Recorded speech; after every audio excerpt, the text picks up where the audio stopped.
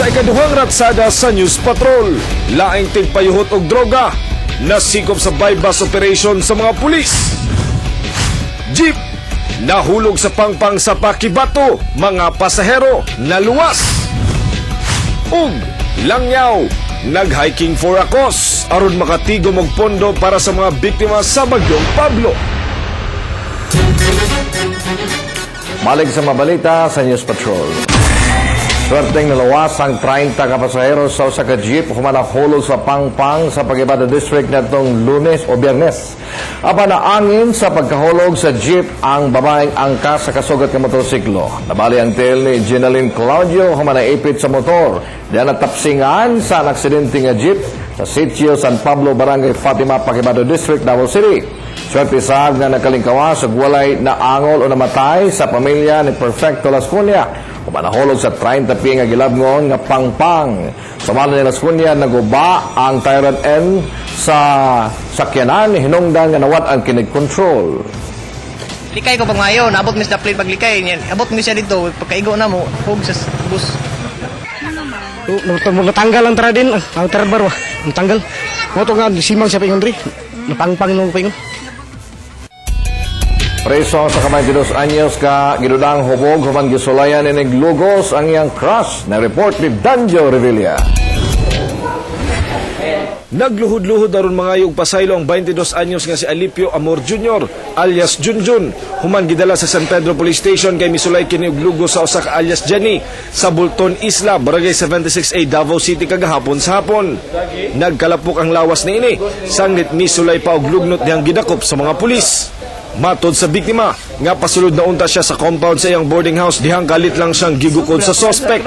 Hinungdang nadagma siya o gipatungan siya niini. Ano lang, wala pa nakapadlock. Nipasok siya. Siyempre, nidagan ko, paingon ko sa ilang mga room. Pero kuan man good, slide man good, kaayo kay nag-ulan. Mo to na slide ko, naabtan ko niya. Mo to napagdapa na ako, gihapan ako niya. Maayo na lang kay nakita dayon sa boardmate sa biktima ug iyang gisipa ang suspect. Ipagawas na ko, timing jud ipagawas na ko, nagpatong ang lalaki sa iya, kanang nagpatong na jud mo, tapos ginaatim siya, ginahalukan gyud siya, pero gunitan niyang naong mo to, gisipa na ko tong lalaki, paglagsik niya, nidagan, diretso na ako napsi.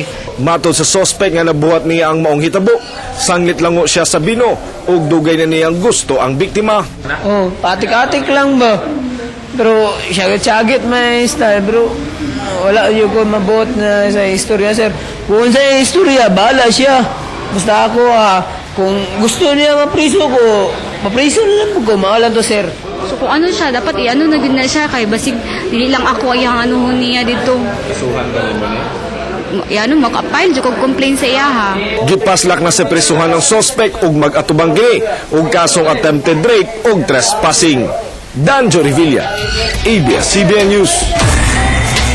Usa ka Amerikanong missionary ang mag-hike for a cause aron makatigom og pondo para sa mga Filipino missionary sa Mindanao. Apila sa dinhiyang pagtabang sa mga nabiktima sa Bagyong Pablo. Si Vina Araneta sa report.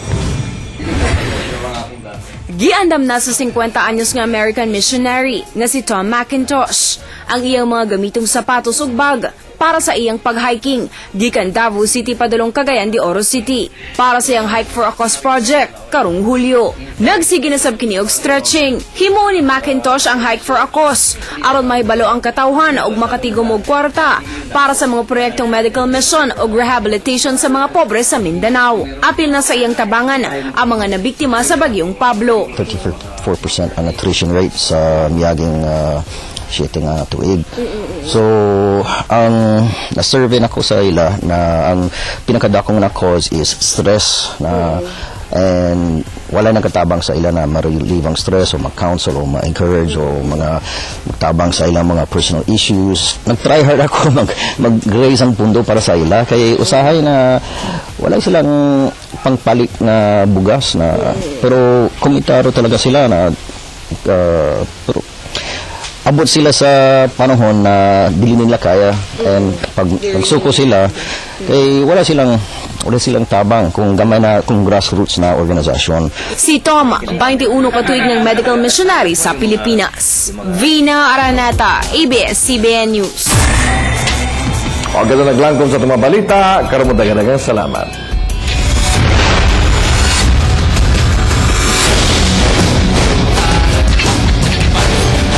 Okay mga kapamilya, price of the week sa tatag na lang ninyo ang presyo sa atong premyo for this week usa ka rice cooker. I-post lang ninyo ang inyong mga guests sa Facebook fan page sa Maayong Buntag Mindanao Official. Ayan, siyempre sa atong mga kapamilya nga buot ng eskwela, libre ang pag-eskwela grade 6 hangtod grade 12 diya sa Myanmar adto lang aron makigsayo. Okay mga kapamilya, pasalamatan sa ato itong mga sponsors. Una diha ang Hairs and Nails ug sa Gaisano Grand City Mall. Metro Lifestyle, daghang salamat ug siyempre sa Gaisano Grand City Mall sa among isuot ni Hernan. Hangtod ugma pohon mga kapamilya, magpadayon kalingawan din sa Maayong Buntag Mindanao.